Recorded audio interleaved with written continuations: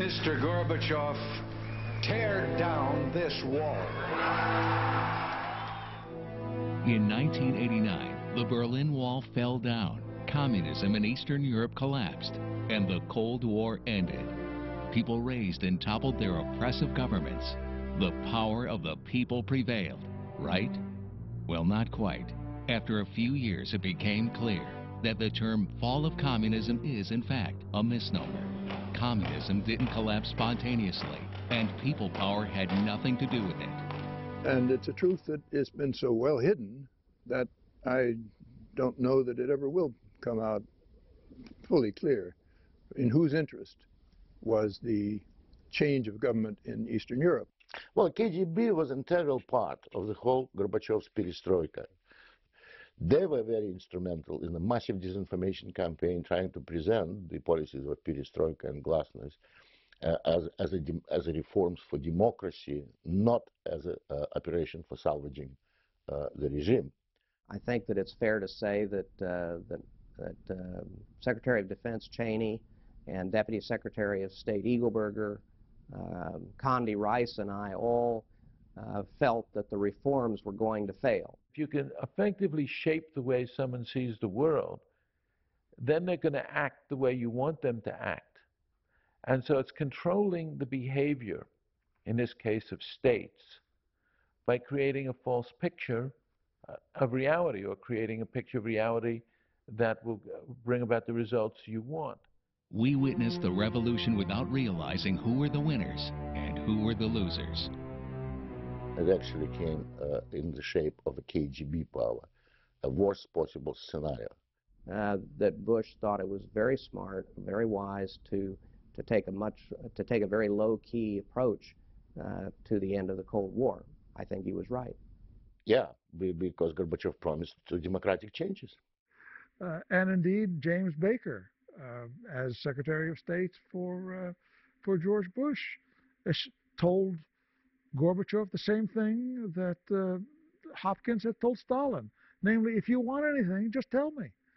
Now, when you tell American politicians and American elected officials, you've won the Cold War, it's a message they want to hear.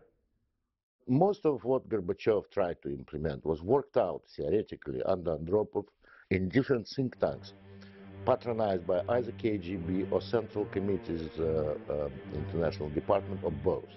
The West never understood the Soviet system as such, failing to comprehend why it was inherently aggressive. Many of our politicians, and especially our diplomats, fail to understand this fundamental feature of America's adversaries, and that has caused us serious national security damage as a result. This administration has had more than the usual propensity for self-deception. Condoleezza Rice, who fancies herself an expert on Russia, is one of those who, in the language of the Foreign Service, of which once I was a member, has gone native.